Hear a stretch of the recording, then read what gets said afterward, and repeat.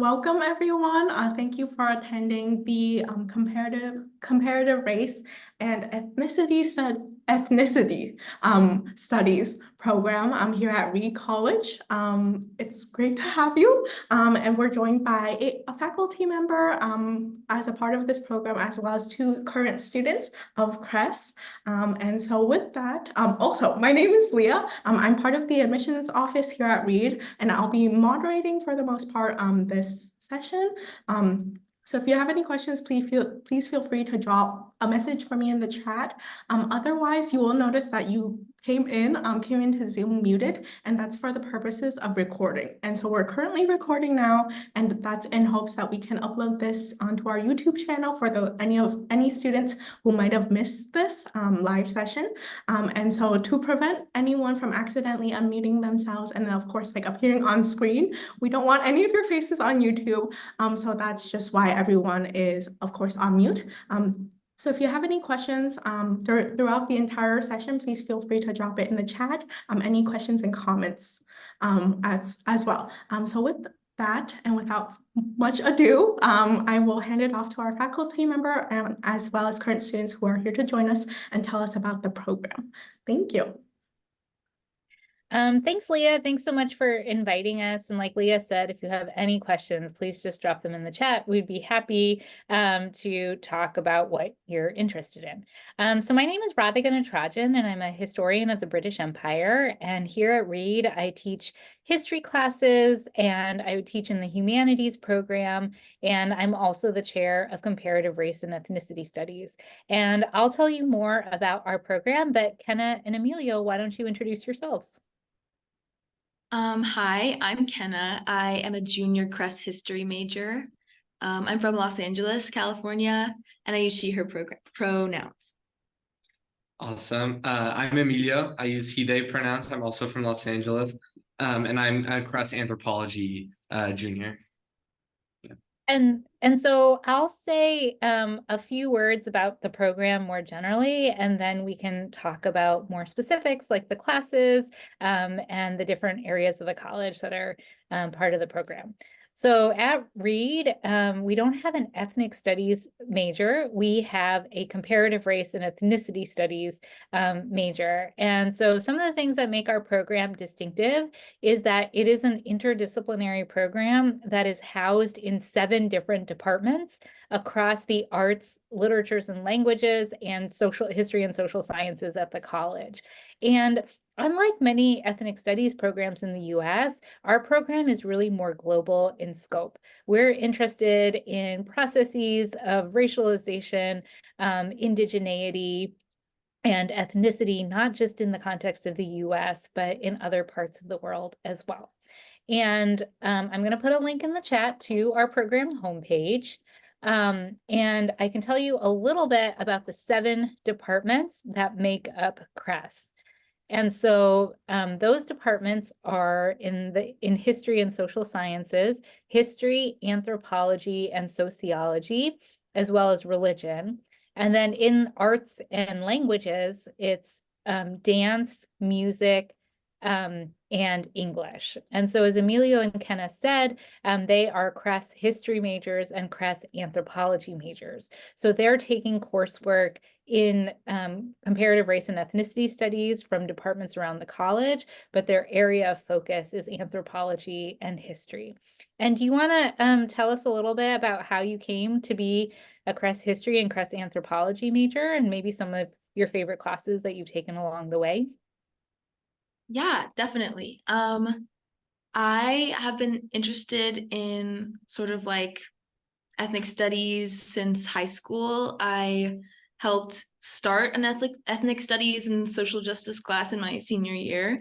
So I knew it was something I was interested in, but when I first came to Reed, I didn't know about the CRES department. So I came in just as a history major, and Radhika was my advisor actually. And I remember talking with you and saying like, well, I'm enjoying my classes, but I had sort of stumbled upon a CRES history class by accident. And I was like, but I really liked that one a lot more. And you were just kind of suggested, you're like, you could major in it and take a lot more classes like these and have that kind of be your specialized focus. And yeah, I've been doing that since, and I've been really enjoying it. I guess I really enjoy having sort of like the Crest Foundation be at the forefront of my classes instead of in the background, or maybe like, I don't know, I think sort of like ethnic studies and categories like that get sort of brushed over in a lot of classes, where you'll have maybe like a week or 2 weeks on it, and then you'll go back to whatever the main topic is. But having that be the focus has been really great. Yeah, I guess some classes I've taken that I've really enjoyed. I took race and ethnicity in the US my freshman year, and I loved that class. That was a history class. I took a sociology class, race, balance, and power, and social movements, 2 other classes. And I'm taking a bunch of CRES music classes right now. One is the cultural study of music, and the other is Africa in the Black musical imagination, which are both been really fascinating. And I'm taking Radhika's class right now, which is race, ethnicity, and empire, which has been great as well. So I'm really enjoying it. Yeah. I took a little bit of a different path to end up here. I came in to read thinking that I wanted to do linguistics. I had cycled through a ton of different social sciences as kind of my niche little interests in high school, always with an emphasis of the relevance of these different things like language and music and other aspects of culture for politics and people's real lives, and I thought that would be at the forefront of linguistics, and realizing that it was more of a formal field, I turned to think about an interdisciplinary approach that would allow language to still be something that was important to what I was doing, but maybe not like formally the center. And I found anthropology a really compelling way to do that, but it didn't really allow for that multidisciplinary and interdisciplinary approach. And finding Crest was really magical for that. I also found it through Crest Music. I took a course called Music and Politics, which I don't even believe was officially registered as Crest, but it led me to discover that there was the possibility of doing other classes. I took Latin American popular music, which had a really critical perspective on thinking about the importance of culture and identity in politics in the world. And that's been a big theme of all the classes I've taken. One other highlight would be a Crest anthropology course that I took last semester called The Politics of World Making, which thinks about what they call performance theory, which is a very kind of convoluted theoretical way of looking at the world that thinks about how we ourselves are constantly performing all these different categories, not only of race, but of culture and personhood and sexuality and such, and thinking about what that means for a politics that can hopefully move past some of these things or create a new that's where I ended. Yeah, and since you both have taken CRES classes kind of across the curriculum, what would you say makes a CRES class different? Do you know when you're in a CRES class? Well, I guess the technical answer before anything else is that for it to be accredited as such, 50% of the material needs to touch on race or ethnicity as constructs that are important to the other themes of the course. For example, with politics of world making, I'd say the central idea was applicable far beyond solely constructs of race and ethnicity, but those are sort of the key components that are used in the courses, I think, as analytics, and they're the kind of the things that you look at. I don't know. Do you feel like there's another way you can tell? I don't know. I mean, it's a good question. I guess I would just think about, well, I guess specifically in as a CRES history major, I think it's a lot of things that get super brushed over or not even mentioned in standard high school world history or American history classes. So maybe if something's really new to me, I'm like, oh, it's probably CRES, something that wouldn't be as well known, or even if it is well known, just going deeper, getting different perspectives, maybe something like that. Yeah, I think like an inter-perspective analysis is very key to comparative race and ethnicity studies. Like in all my classes, there's been this idea of like race and ethnicity as social fictions and social and interpersonal facts, it's like, and so you have to, in analyzing that, you think about it from both of those perspectives. Yeah. Leah, are there particular questions that you'd like us to talk about? Yeah, what are certain, I guess, core courses within the CRES program that most students will take, or maybe they will like eventually take as a part of of course, majoring within the program? Sure. So we have a CRES major and a CRES minor, and the only class that all of those students who are CRES majors and minors have to take is CRES 300, which is our junior seminar. And CRES 300 is also cross-listed in one of the CRES departments. So this year it's being taught in anthropology, and the title of the course is Race and Migration. And then next year I'll be teaching CRES 300, so it'll be cross-listed as a history course, and that'll be called Race and the Politics of Decolonization. So there's no like foundational class that is the same every year. Instead, each of these different classes kind of introduce students to the core concepts of studying race and ethnicity, as well as trying to provide some interdisciplinary approaches. And so other than that class, students have a lot of flexibility as they navigate the major and the minor. All of our courses are classified as either CRES Group 1, which is Arts and Literatures, and CRES Group 2, which is History and Social Sciences. So the students are required to take classes from both of those groups, but within that, like for CRES Group 1, they can take music classes, they can take literature classes. All of them count towards the CRES degree. And then from History and Social Sciences, they can take history classes, they can take anthropology classes. So there is actually quite a lot of flexibility in the major. What's important to us is that people are taking classes from across the disciplines, and then also pursuing kind of a more focused major of study in what we call home department.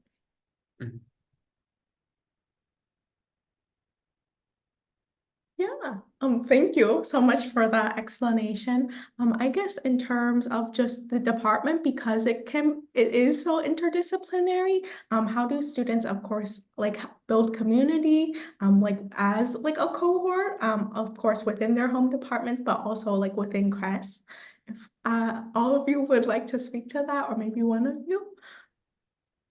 I'll just say briefly, we do host what we call our CRES Colloquium every year, and these are events that are open to everyone in the campus, but we try to encourage CRES students to come to, and we have a variety of different kinds of events that are brought together in the CRES Colloquium. So in the fall, we had a scholar of Indigenous cinema come and talk with us about Final Girls and Native American horror films. We've had reading groups where we discuss a classic text together. We recently had a listening party to Beyonce's new album, Cowboy Carter, and a discussion of Black country music. And we also have that was an informal event. We have other informal events like study breaks and info sessions throughout the year too. Kenna and Emilio, do you want to speak to what kind of community you find in CRES? Yeah, I've had a pretty fantastic experience working with faculty, being a CRES student. I switched from linguistics to CRES anthropology the first semester of my sophomore year, so it's now been more time in the department than not. And since making that switch, I've really found that it's like having a very intimate family there to support you, just because of how interdisciplinary the department is. You get to build these relationships with people from all over.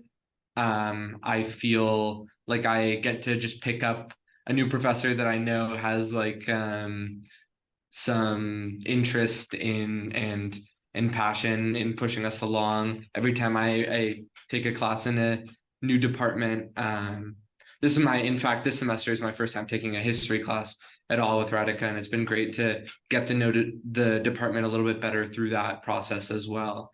So I think part of it is because it's so interdisciplinary, you get more people, I think, that are on your team. I don't know. Yeah, I would agree. And I'd also say because the department is relatively small, it's also kind of exciting when you meet like a new person who's in CRES that you didn't know, and you kind of have that connection right away, like jumping off point. You have this like maybe more specified common interest, but since it is interdisciplinary, it applies to some different things. So there's a lot of connection to be had. And I've been to a couple of CRES events, not as many as I would like to, because I keep having work, and I was abroad last semester too, but I'm just I'm excited to keep attending those because the ones I've been to have been very fun. And then also because all CRES majors have sort of a home department as well as the CRES department, you all probably have relationships with the anthropology and history departments. Do you want to tell us about what that's like to have kind of two departments on campus? Yeah, sure. Sure, yeah. I do feel like it is kind of all the benefits of having a double major without maybe some of the intensive requirements. Because there's so much overlap, what it ends up feeling like course-wise is not that much more or very different from being in one sole department. But because you have those connections, it ends up feeling like you are a part, like fully a part of that department. I think that all the anthropology juniors, some of them might not even know that I'm CRES Anthro, just because like fundamentally I think we're part of the same cohort. So in that sense it's really unique because I get to have that home group, and then I also am one of the CRES majors along with Kenna, so then we come together and we're having like these slightly different experiences. So I think it's unique also in that people are bringing different things to the table, moving between the two departments.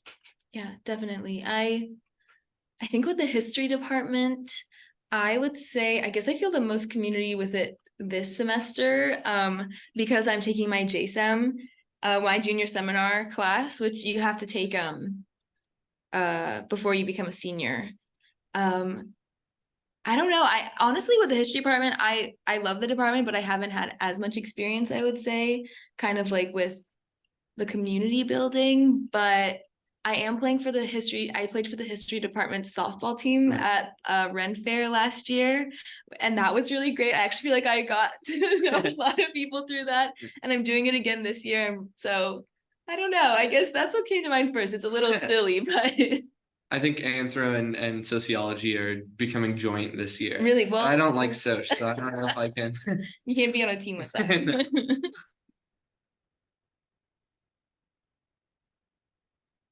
Oh, thank you. And then I think we did get a question in the chat from Fia asking what type of study abroad opportunities are part of CRES. So I would say just generally, most study abroad opportunities at Reed are not connected to particular departments. Instead, Reed has a variety of study abroad programs that they have kind of more formal affiliations with. And if you take those particular study abroad classes, the credits will transfer easily. The registrar's office kind of knows how to work with those programs. But you could actually take any study abroad opportunity you wanted to, and then it would just be a kind of probably a little bit more administrative paperwork to get the courses transferred. So if you want the courses to count towards your particular major, all you have to do is show the course descriptions or syllabuses to the chair of that department, whether it's CRES or another department, and they kind of approve the courses to count towards the major requirements. Kenna or Emilio, do you want to talk about your study abroad experiences? I went to Florence, Italy last semester, and It was great. I will say I did not study any CRES affiliated anything there, but since I'd been taking so many CRES classes at Reed, I was in desperate need of some European history classes for my major requirements. So that was great to take those in Europe. I got to take a history of witchcraft class, which was really cool, and a sociology class about the Italian mafia.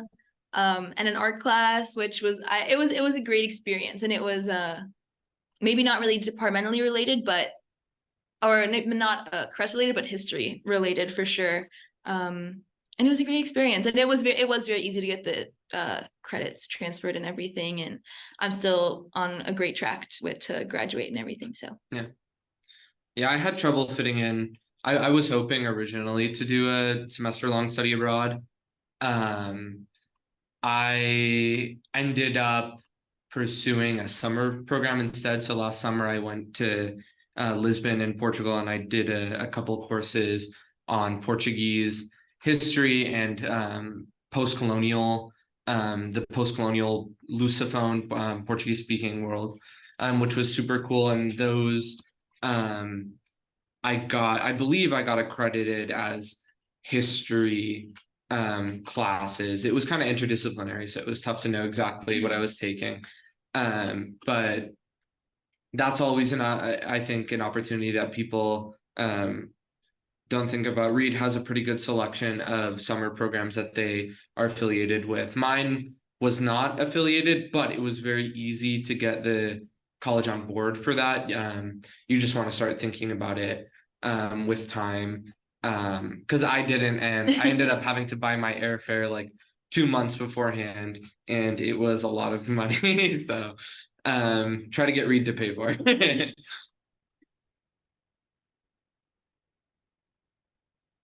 Yeah, I think we have another question in the chat from Nico asking, I was wondering if you could say what made you chose CRES and what do you like the most of it, be it as a student or as a professor. Thank you. Kenna and Emilio, you've already talked about the classes kind of foregrounding race and ethnicity as something that you like about the coursework. Is there anything about CRES that you're thinking about as you start thinking about your thesis topic, about how will kind of your CRES studies help shape that? I mean, I'm still very much in the like preliminary thinking about my thesis, but I guess like CRES is a little near and dear to my heart because I am a person of color, and I'm thinking of doing my thesis on Pan-Indian movements across the US. So I guess that kind of specialized focus, like doing it within the CRES department, I think I'll be able to get some better support there than if it was just in the history department. Not that they wouldn't be able to, but I don't know. I don't know if that answers it exactly, but that's kind of what I've been thinking about. Yeah, I can speak to my project because part of the anthroqual, I don't know if you heard about this from Ava or anybody, but part of the anthropology qualifying exam, which is something that most, I guess all majors have, everybody has to take in their junior year, is writing a mock thesis proposal. And they encourage us to take the opportunity to develop one that we might actually want to do. And I feel pretty passionate about mine, so I'm hoping it comes to pass. But my intended thesis project, which builds a little bit on all the different CRES classes I've taken here, is a study of a specific music culture from Uruguay called candombe, which is like a percussion rhythm that has a very complex history as like something that the state there kind of adopted as a symbol of like a mixed and unified Uruguay, when in reality it had these complex roots. But that's I won't go too much into that side of things, but the project is definitely informed by my really deep interest in ethnomusicology, which is something that I was able to do through taking CRES music classes like Latin American popular music and music and politics, which thinks about the ways that these complex ideas like race and culture get written into the actual practice of things like music, right? But then also from CRES history classes where we've thought about the idea of like the construction of the state being dependent upon creating the right kind of people to fit within that state, I guess you could say. Or so this project really pulls on, I think, the interdisciplinary approach that I've gotten from the department, as well as some nerdy anthropology stuff, which I'll leave behind. Yeah, I guess going off that, you kind of reminded me, I should probably say where I got these ideas, but I did take a social movements class that I had mentioned before, where we got to choose a social movement to write our final paper about at the end of the year, and I chose Occupy Alcatraz, which was really interesting to learn about. I had seen like a short little clip about it, but I just loved researching it so much. So that kind of inspired that. And I also learned about the Wounded Knee Massacre in the very first CRES class I took, which was CRES History, Race, Ethnicity in the US. So yeah, I guess I wanted to mention that it has been like getting inspired and kind of thinking about these classes and what interested me most. And yeah, I just thanks for reminding me. Yeah. We still have time. Yeah. Yeah, and so I should just say for Nico, if you don't know, all Reed students write a year-long senior thesis. And the idea is that it really is an independent project that you're working with an advisor on. So you have a faculty advisor for the whole year, but it really is supposed to be what you want to study.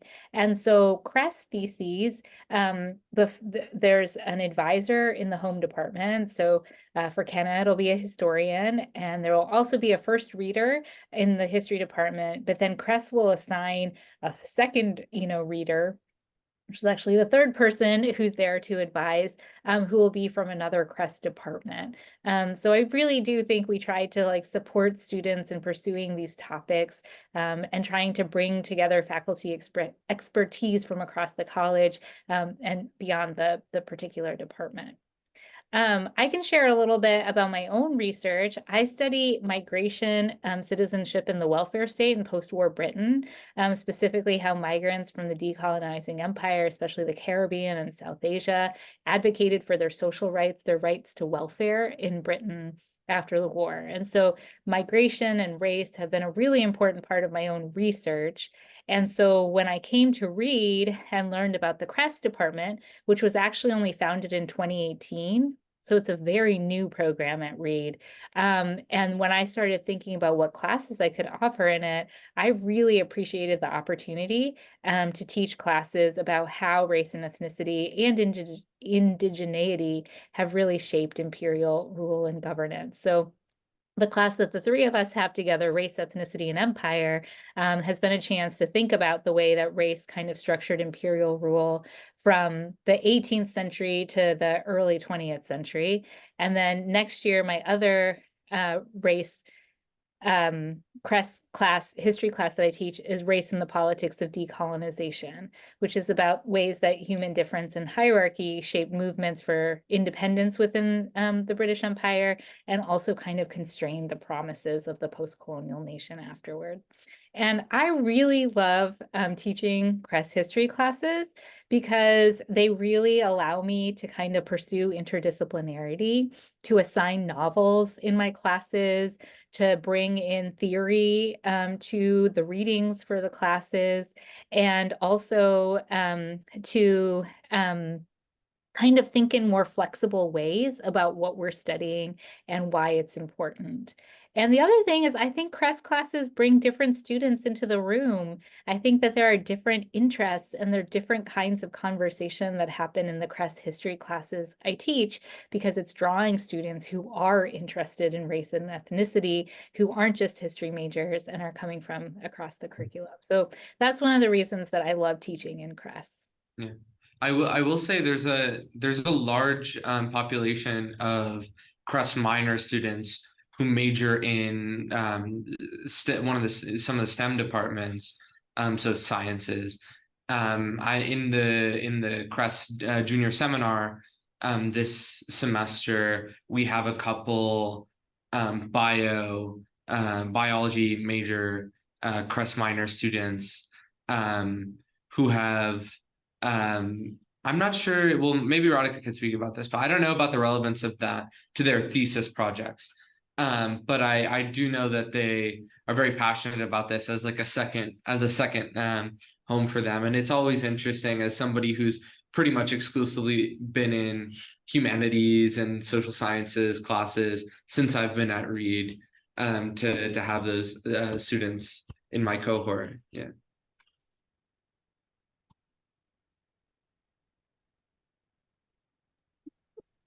Yeah, thank you for that incredible insight. I think also this is like just a curiosity of mine, but also maybe some prospective students would like to know, just like with majoring in CRES, also maybe minoring in CRES, what might students typically do after they graduate? Maybe what like Kenna and Emilio are thinking about doing after they graduate, and just in terms of like going to graduate school or maybe specific job opportunities in terms of like relating their interests in a very real world scenario, if that makes sense.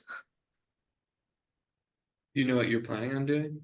I mean, there's no hard plans yet, but I have recently started to like seriously consider a career in law, and I just took a 3-week long course with the Center for Life Beyond Read about like an introduction to legal writing, and that was great. And it's something I'm seriously considering right now. Well, no promises, but we'll see.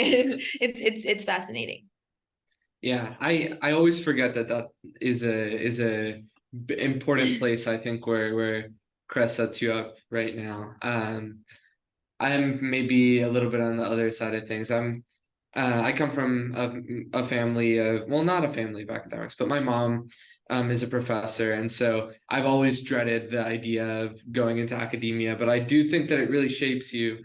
Not just CRES in particular, but Reed shapes you to go on and do postgraduate studies and like find something that you're really passionate about learning. Like it does kind of foster a kind of curiosity there. So a couple different career options that I'm considering would allow me, I think, to stick with that kind of curiosity. One of them is like cultural journalism, as well as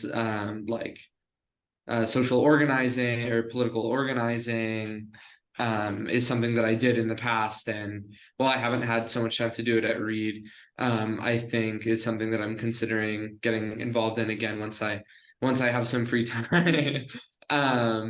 But also a little bit unclear, And as I said before, CRES is a fairly new major at Reed, so we haven't had a lot of CRES graduates. But I can tell you a little bit about what some of the students that I've worked with in my time at Reed are doing now, who wrote Crest Theses and who were very involved actually with the beginning of the program. Several of them are lawyers, very much interested in public interest law, migration law, reproductive justice. So those are some of the particular fields that the students I'm thinking of have gone into. Some of them have gone into development. One did a critical development studies program and then has gone into international development. 2 students that I can think of who are not officially CRES majors, but really were very invested and involved in the program. Both of them have gone to political theory graduate school and are writing about Black political theory. Really cool projects in graduate school. So one of our first CRES major to graduate is working as a chef now. Another student I can think of is working as a college like student life dean, has gotten very involved and interested in working with students at the college level, especially in offices like our Multicultural Resource Center, really serving students of color. Another is getting a PhD in Native American history right now. Those are some of the folks that I can think of. That's amazing. That's a very wide variety. And I think it definitely demonstrates how interdisciplinary CRES really prepares students for here at Reed. I think that is mainly the main questions that I had.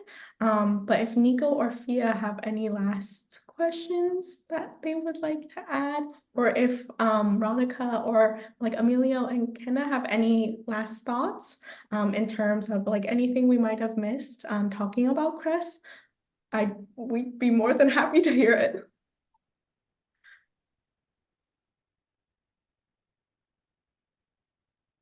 I think it's a unique opportunity, like Radhika said at the beginning, lots, ethnic studies, cultural studies, these are fields of study which are becoming very popular at larger research universities across the country. And I think that one reason that I chose Reed over any of those larger universities was for a much more intimate academic context in which I think that you really get to experiment a lot more than you'd be able to within these programs. I think that there's something great about ethnic studies and cultural studies finding a home in their own departments, but the fact that CRES is both its own thing and shared between all these departments makes it inherently, I think, a little bit more critical and self-critical in the sense that you're not just learning how to do cultural studies as it's informed by sociology or anthro or history, but you're able to do that within the music department and within from a literature perspective even is something that is maybe not going on at many other places. So I think it's cool in that sense. And if you're going to come to Reed, it should be because of how small we are. Because I don't know if there's anything else that makes Reed like how small. Yeah. It does look like we did get a question from Fia asking what freshman courses would you suggest to join the program? I'm hoping to major in English literature and would like to hear some of the different options. So all first-year students at Reed take Hume 110, our Introduction to the Humanities class, which is taught by 25 different professors, but with a shared syllabus. So that will be on your schedule no matter what in your first year. And then most students take 2 other classes besides Hume 110 each semester. And really you can take anything that you want. I really encourage students to come in undeclared or to undecided and to explore that first year.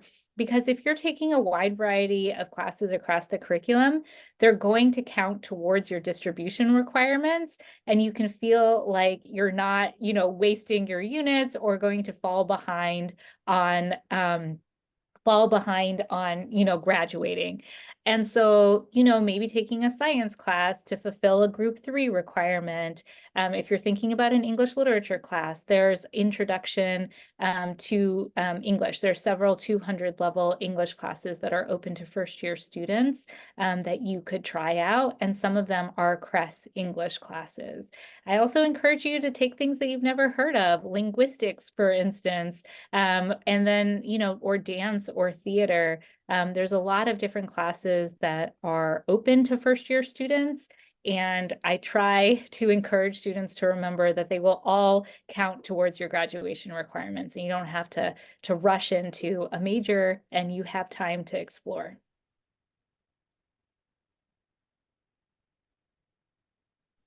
Okay, yeah, thank you. And if we don't have any more questions, I would like to thank everyone for their time and of course for joining us, and especially our faculty member as well as Amelia and Kenna. And so with that, I would like to thank everyone for joining us in our faculty office hours for the comparative race and ethnicity studies.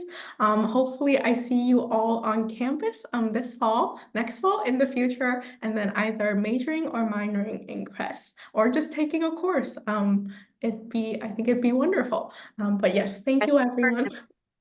Oh, I think yes. Yes, thank you. And I hope everyone has a wonderful rest of their day, wherever you are. Thank you. Bye.